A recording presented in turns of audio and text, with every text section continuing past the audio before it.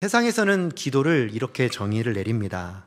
종교성을 가진 사람들이 초월적인 신과 의사소통을 하거나 간청하는 행위라고 정의를 내리고 있습니다. 한마디로 기도를 하는 사람은 종교성을 가진 사람이다라는 것이죠. 그래서 종교마다 기도가 매우 중요합니다. 그리고 그 종교를 대표하는 기도문이 있습니다. 불교에서 가장 중요한 기도문을 손에 꼽으라고 한다면 반야심경을 예를 들 수 있죠. 아마 다 들어보셨을 겁니다. 이렇게 기도하잖아요. 마하바냐 바라밀다 심경. 네. 갑자기 교회에서 웬 주문을 외우나 하실 텐데, 이게 이제 불교에서 가장 많이 외우는 기도문입니다. 불교만 있는 것은 아니죠. 힌두교에서도요, 가야트리 만트라라는 기도문이 있습니다. 또 우리와 비슷한 유대교에서는요, 쉐마라는 기도문을 참 많이 외웁니다. 특별히 신명기 6장 4절 말씀을 토대로 만든 기도문이죠. 그래서 유대인들은 이 기도문을 그냥 암송을 하고요, 또 손목에 매기도 하고 방에 붙여놓기도 하면서 늘 이 기도문을 외웁니다. 우리 기독교도 중요한 기도문이 하나 있죠. 바로 주기도문입니다. 예수님이 가르쳐 주신 아주 중요한 핵심 기도죠. 그래서 교회마다 예배를 드릴 때 보통 언제 기도를 하냐면 예배를 마칠 때 마침 기도문으로 주기도문을 우리가 고백하곤 하죠. 그런데 이 주기도문을 고백하는 그 모습을 보면서 이런 의문을 가지는 분들이 계시더라고요. 왜 주기도문을 꼭 예배 끝날 때 하나? 예배 시작할 때 하면 더 좋지 않을까? 중간에 어떤 순서를 하면 더 좋지 않을까? 이렇게 이야기하는 분들도 계시죠. 근데 기독교 문화에서 이 주기도문으로 예배를 마치는 이 형식은 아주 오래된 전통입니다. 초대교회 때는요, 사실 주기도문을 하루에 3번 외웠습니다. 그리고 초대교회 때는 예배 때마다 성찬을 드렸거든요. 그래서 성찬식이 끝나고 나면 마침 기도로 이 주기도문을 사용하곤 했습니다. 그러다가 이제 종교개혁이 16세기 때 일어나잖아요. 종교개혁자들이 예배를 드리면서 마지막 기도를 무엇으로 할까 고민하다가 결정한 것이 주기도문입니다. 그래서 지금 교회까지 정례화된 것이죠. 그러니까 주기도문이 오랜 전통 속에 신앙을 지키기 위해서 고수했던 기도다라는 것을 우리는 역사를 통해 확인할 수 있습니다. 하지만 요즘에는 조금 주기도문이 등한시되는 것 같아요. 현대 사회를 살아가다 보니까 참 바쁘잖아요. 예배를 드릴 시간도 좀 많이 부족하죠. 그러다 보니 예배 시간도 좀 간소화되고요. 그러다 보니 예배 때 드려지는 이 주기도문의 역할도 점점 사라져가고 있는 듯 보입니다. 그래서 어떤 사람은 주기도문이 이렇게 중요한데 다시 예배 때 드려야 되지 않습니까? 부활시켜야 되지 않습니까? 라고 주장하는 사람들도 계십니다. 그래서 어떤 교회는요, 이 주기도문을 할까요 말까요 이것 때문에 서로 싸우고 갈등이 일어나는 경우까지 생긴다고 하더라고요. 하는 것이 중요할까요? 안 하는 것이 중요할까요? 우리는 자꾸만 주기도문을 해야 하는지 말아야 하는지에 대해서만 관심을 갖습니다.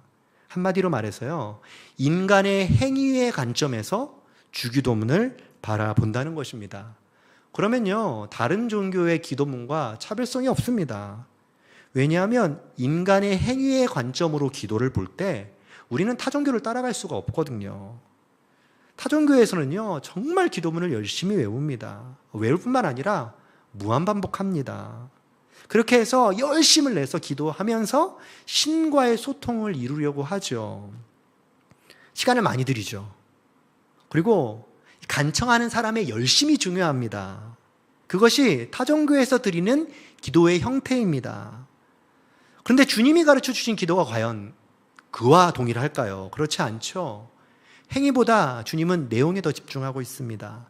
그리고 우리의 고백이 더 중요한 것이죠. 하나님의 뜻을 제대로 이해하고 기도의 내용대로 살아가느냐가 중요한 거지, 그것을 얼마나 많이 되뇌이느냐, 얼마나 많이 암송하느냐, 자주 반복하느냐가 중요하지 않다는 것입니다. 주기도문을 통해 하나님은 하나님과의 인격적인 관계를 확인하고 싶어 합니다. 이것이 다른 종교의 기도문과 우리 기독교에서 가르치는 주기도문과의 차별성이라고 할 수 있죠. 그렇기 때문에 우리가 주기도문을 이야기할 때 해야 됩니까? 말아야 합니까? 이와 같은 논쟁은 사실 별 의미가 없습니다.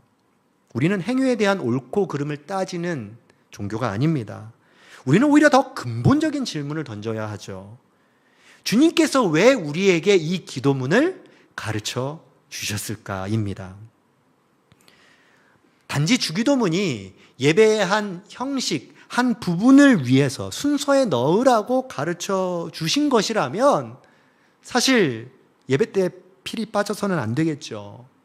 근데 오늘 우리 성경을 읽어보면 예수님이 어떤 순서나 어떤 시간에 하라고 말씀하고 있지 않음을 확인할 수 있습니다. 왜냐하면 시간이나 장소를 언급하고 계시지 않으시거든요. 오늘 본문에 보면 그 어떤 시간도 장소도 말하지 않고 딱 하나만 강조하십니다. 그 내용을 이렇게 시작하잖아요. 너희는 이렇게 기도하라. 이렇게라는 말이죠. 한마디로 기도의 내용을 확인해야 한다라는 것입니다. 우리는 이번 우리 가족 여름 성경학교를 통해서 주님이 가르쳐 주신 이 기도의 내용에 집중하기를 원합니다. 그래서 우리가 기도하는 우리의 간구가 주님이 가르쳐 주신 그 기도의 내용과 일치되기를 원합니다. 그냥 산꼭대기에서 그냥 외쳐지는 그 메아리가 아니라 진짜로 우리의 삶을 변화시키는 기도의 내용이 되기를 원하는 것입니다. 그 첫 번째 시간으로 하늘에 계신 우리 아버지에 대해서 함께 살펴보려고 합니다. 기도할 때 있어서 제일 중요한 것은 기도의 대상을 분명히 아는 것입니다.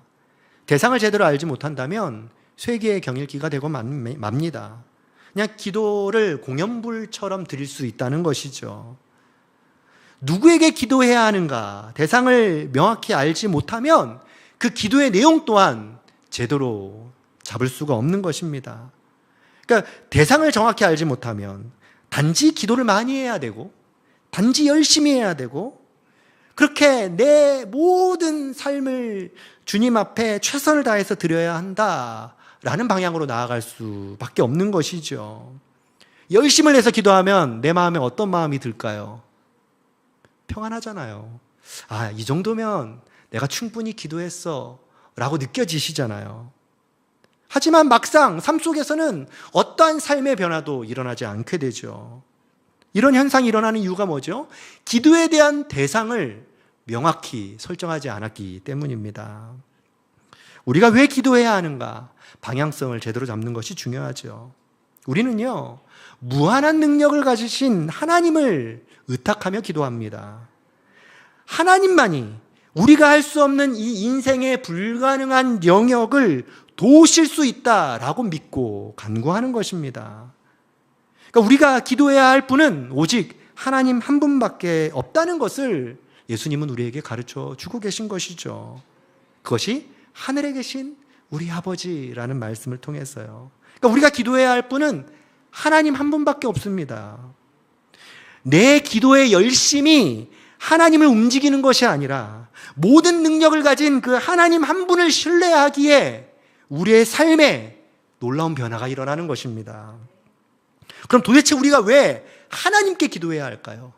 수많은 기도하는 대상들이 우리의 삶 가운데 많이 있지만 도대체 하나님이 어떤 존재길래 우리가 그분께 간구해야 하는 것일까요? 이에 대해서 주님이 하나님을 우리에게 소개하면서 아주 중요한 단어를 사용하고 있어요. 그게 무엇이냐면 하나님이 우리의 아버지가 되신다라는 것입니다. 그러니까 하나님과 우리와의 관계를 아들과 아버지의 관계로, 가족의 관계로 재설정을 해주고 계신 것이죠. 이거는 타 종교에서는 볼 수 없는 이미지입니다. 대부분 다른 종교에서는요, 기도하는 자와 초월자 사이의 그 간극이 엄청 넓습니다. 마치 건널 수 없는 강처럼 그 신을 멀게 느껴집니다. 그래서 도저히 범접할 수 없는 존재이기에 철저히 자신을 낮추죠. 이것이 타종교에서의 신과 인간의 관계입니다. 하지만 주님은요, 하나님과 우리와의 관계를 거리감이 먼 관계가 아니라 오히려 그 반대예요. 아주 가까운 관계로 말씀하고 계세요. 때려야 뗄 수 없는 부모와 자식 간의 관계로 하나님과 우리를 소개하고 있는 것입니다. 이것이 무엇을 뜻할까요? 우리가 하나님 아버지 앞에 나아갈 때 하나님이 우리의 아버지 되시기에 더 이상 두려울 것이 없는 겁니다. 친근하면서도 인격적으로 주님 앞에 나아갈 수 있게 되는 것이죠. 왜이죠? 하나님이 나의 아버지가 되시니까요. 아버지시기에 이야기하지 못할 것이 없죠. 아버지시기에 여러분들의 마음을 다 알고 계시죠. 아버지시기에 내가 어떤 것을 간구해도 하나님이 다 듣고 계시고 품고 계시고 함께 아파해 주시죠. 이것이 우리가 기도하는 하나님의 관계입니다. 그렇게 주님은 이 아버지라는 표현으로 우리가 누구에게 기도해야 하는가를 명확하게 알려주고 계시죠. 그런데 아버지와 함께 더 친밀한 단어 하나를 더 사용하고 있어요. 그것이 무엇이냐면 우리라는 단어입니다. 아무리 좋은 아버지라도요, 나와 관계가 없다면 아버지인가요? 옆집 아저씨죠. 주님은 옆집 아저씨 같은 아버지가 아니라는 겁니다. 누구의 아버지요? 우리의 아버지, 나의 아버지가 되신다라는 것이죠. 하나님과 내가 한 공동체 안에 있다라는 것입니다. 마치 한 몸이 되었다라는 것이죠. 그러니까 하나님 아버지가 계신 것만으로, 그 존재만으로 우리는 우리의 삶의 평안함을 누리게 된다는 것입니다. 이것이 바로 우리라는 이미지입니다. 우리는 아버지 되시는 하나님을 향해 고백해야 합니다. 그 하나님이 우리의 아버지가 되시고 나의 아버지가 되시기 때문입니다. 그 하나님 앞에 나아가지 못할 이유가 없는 것이죠. 그런데 우리는 늘 이런 고민이 들어요. 그럼 어떻게 나아가야 할까? 아버지 앞에. 잠깐만, 우리는 무언가 잘 준비해서 나아가야 될 것처럼 느껴집니다. 그런데 주님께서 우리에게 말씀해 주시는 고백은 단 하나입니다. 그것이 무엇이냐면 이름이 거룩히 여김을 받으시는 것. 많은 사람들이 기도를 드릴 때 이 부분을 매우 간과합니다. 우리가 기도를 드릴 때 제일 먼저 꺼내는 말이 뭐죠? 내 말을 제일 먼저 꺼냅니다. 하나님 뭐 해주십시오. 너무 고통스럽습니다. 내 문제를 먼저 이야기합니다. 그런데 주님이 우리에게 알려주시는 기도의 첫 고백은 하나님에 대한 고백입니다. 우리는 아버지 되시는 하나님을 먼저 고백해야 합니다. 그것이 바로 이름이 거룩히 여김을 받으시오며 속에 포함되어 있는 의미이죠. 만약 성도님들이 물건을 파는 세일즈맨이라고 한번 가정을 해볼게요. 여러분들이 이제 이 물건을 팔아야 합니다. 지인에게요. 지인과 약속을 잡았습니다. 카페에서 만났습니다. 그럼 뭐부터 먼저 해야 할까요? 물건부터 먼저 들이미시나요? 절대 그렇게 하지 않죠. 먼저 지인의 상황을 묻습니다. 어떻게 잘 지냈어? 요즘 뭐해? 그러면서 칭찬, 격려, 위로 이런 말들로 대화를 하며 관계를 맺죠. 그리고 난 다음에 내가 이거 한번 해봤는데 너무 좋더라 하면서 권면을 하는 거겠죠. 그런데 만약 내가 하고 싶은 말부터 먼저 꺼낸다면 대화가 잘 이루어질까요? 이루어지지 않죠. 아마도 듣고 있는 사람이 내 대화를 피할 겁니다. 세상에서의 대화도 이와 같은 방식, 상대방을 이해하고 배려하면서 대화를 해나가잖아요. 근데 기도가 하나님과의 대화죠. 그런데 내 말부터 불쑥 꺼내는 것은 예의가 아니죠.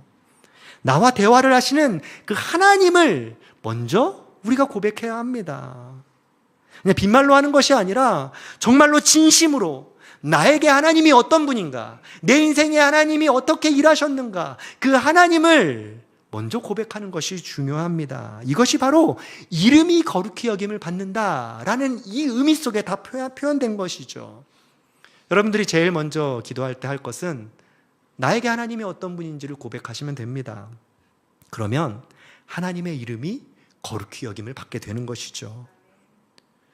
근데 하나님의 이름이 내가 고백한다고 해서 거룩히 여김을 받는 건가요? 그렇지 않죠. 원래 하나님은 거룩하신 분이십니다. 하나님의 존재 자체가 거룩해요. 그러기에 내가 무엇을 한다고 해서 하나님이 거룩해지는 것은 아닙니다. 그런데 하나님이 왜 이 말씀을 하셨을까요? 하나님 자신이 거룩한 분이심을 사람들로 하여금 드러내길 원하신다는 것이죠. 이 부분을 늘 성경을 통해서 강조하고 또 강조하셨습니다. 모세에게 하나님이 나타나셨잖아요. 그리고 모세에게 제일 먼저 무슨 말씀을 하시죠? 야, 너가 선 곳은 거룩한 곳이다. 신을 벗어라. 왜 그런 말씀을 하셨을까요? 하나님은 거룩하시기 때문이죠. 출애굽한 이스라엘 백성들이 광야 생활을 해갑니다. 그때 이스라엘 백성들을 향해 하나님이 이 말씀을 남기셨죠. 레위기 11장 45절 말씀입니다. 나는 너희의 하나님이 되려고 너희를 애굽 땅에서 인도하여 낸 여호와라. 내가 거룩하니 너희도 거룩할지어다. 거룩하신 하나님 앞에서 우리가 거룩해지는 것입니다. 그것이 어떻게 되면 할 수 있을까요? 거룩하신 하나님을 내 입술로, 내 마음으로 고백하는 것이죠. 그런데 문제는 무엇이죠? 사람들이 하나님의 이름을 거룩하게 여기지 않는다는 것입니다. 도대체 무엇이 거룩하게 여기지 않는 걸까? 아마도 고민이 되실 겁니다. 그래서 하나님이 이스라엘 백성들에게 이 거룩함에 대해 말씀하시며 십계명을 먼저 말씀해 주셨어요. 십계명에 보면 이런 말씀이 있습니다. 출애굽기 20장 7절 말씀. 우리 같이 한번 읽어보겠습니다. 시작. 너는 내 하나님 여호와의 이름을 망령되게 부르지 말라. 여호와는 그의 이름을 망령되게 부르는 자를 죄 없다 하지. 아멘. 여기 보니까 하나님의 이름을 우리는 거룩하게 불러야 하는데 오히려 십계명에는 뭐 하지 말라고요? 망령되이 부르지 말라라고 말씀을 합니다. 이 망령되다라는 표현, 이 직역을 하면요 이런 거예요. 가치 없고 쓸모없게 여기지 말라라는 것입니다. 그러니까 하나님의 필요성을 전혀 인식하지 못하고 살아가는 삶의 모습을 망령되다라고 표현하는 것이죠. 마치 이런 거죠. 하나님 없이도 살아갈 수 있다고 생각하는 것, 그게 망령되다라는 겁니다. 하나님의 이름이 거룩해진다는 것은 그럼 뭘까요? 하나님의 존재를 인정하는 것입니다. 하나님이 내 인생에 필요하다고 고백하는 것입니다. 하나님 없이는 한순간도 살아갈 수 없다고 고백하는 것입니다. 그것이 바로 하나님의 이름을 거룩하게 여기는 거예요. 주님은 우리의 기도가 본질적인 부분으로 돌아가길 원하십니다. 사실 이 말씀을 제자들에게 하신 이유가 있어요. 제자들이 원래 유대인이잖아요. 유대인들은요 늘 습관적으로 기도했거든요. 다른 사람에게 보이려고 기도했거든요. 하루에 3번씩 기도하면서 이 외형적인 부분에 너무 집중했고 많은 에너지를 쏟았습니다. 기도를 하면서도 다른 사람들이 날 어떻게 볼까, 사람들이 날 어떻게 대할까에 관심을 가지고 있었습니다. 그래서 자주 기도했고 오래 기도했고 보여지면서 기도했고 반복하며 기도했습니다. 때로는 하나님이 들어주실 거라고 생각하면서 떼쓰며 기도하기도 했습니다. 근데 이 모든 것들이 결국 누구에게 초점을 맞춰 있는 거예요? 자기 자신에게 초점이 맞춰진 것이죠. 이런 생각들이 제자들의 마음 깊이 뿌리 내리고 있었던 것이죠. 그래서 주님은 그들에게 기도의 본질을 다시 알려주시는 것입니다. 기도의 개혁을 일으키시는 거죠. 사람 중심적인 기도에서 하나님 중심적인 기도로 바꾸시기 위하여 기도의 행위가 아니라 기도의 내용을, 기도의 본질을 집중하도록 말씀하고 계신 것이죠. 우리의 기도 생활도 마찬가지입니다. 나는 기도 생활을 잘 많이 못하는 것 같아요. 매일매일 시간을 내서 기도해야 하는데요. 우리는 자꾸만 따로 시간을 내어 기도하는 시간만 기도한다고 생각합니다. 그러나 주님은 우리에게 기도의 시간을 이야기하신 것이 아닙니다. 내 마음의 중심에 내 생각이 가득한가? 아니면 하나님이 가득한가? 하나님을 내 삶의 중심으로 모시며 고백하며 살아간다면 이미 여러분은 항상 기도하며 살아가는 사람의 모습인 것입니다. 우리의 기도는 나를 위한 것이 아니에요. 하나님을 위한 것이 되어야 합니다. 그러기 위해서는 하나님과의 관계 정립이 필요합니다. 우리는 옆집 아저씨에게 요청하는 것이 아니라고 했죠. 하나님은 우리의 아버지가 되십니다. 무한한 신뢰로 아버지 되시는 하나님께 대화를 요청하는 것입니다. 대화를 요청할 때 여러분들은 어떻게 하십니까? 편하게 하시면 됩니다. 불편하게 한다면 그것은 대화가 아니죠.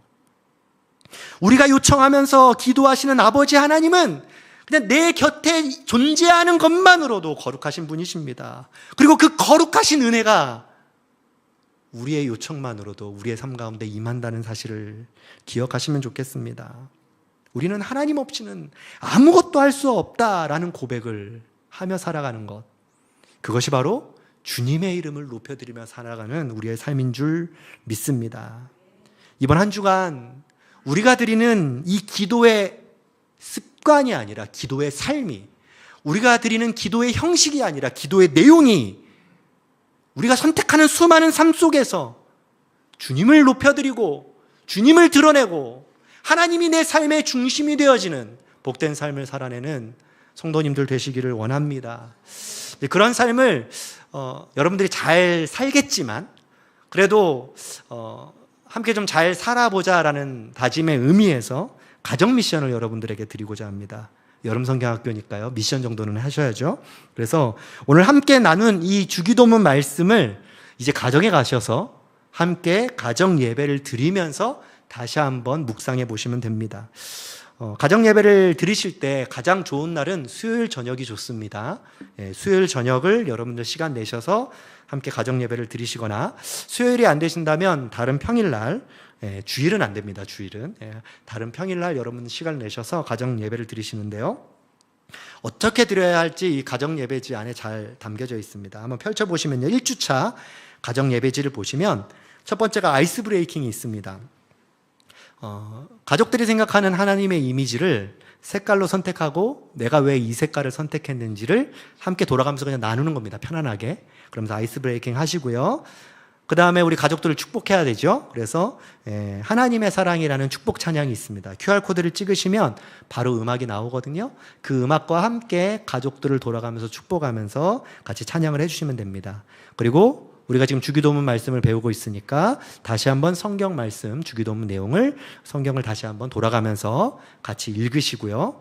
그리고 가족의 대표가 마무리 기도하시고 마지막으로 주기도문으로 예배를 마치시면 됩니다. 핵심은 그거죠. 함께 다시 한번 이 말씀을 가정에서 기억하고 되뇌이고 묵상한다입니다. 혹시 자녀가 있는 가정은요, 옆에 있는 QR코드를 찍으시면 주기도문 송이 나옵니다. 주기도문 송과 함께 같이 예배를 드리시면 됩니다. 이렇게 예배를 다 드리신 후에 이 인증사진 찍어서 동탄우리는교회 카톡방에 보내주시면 되는데요.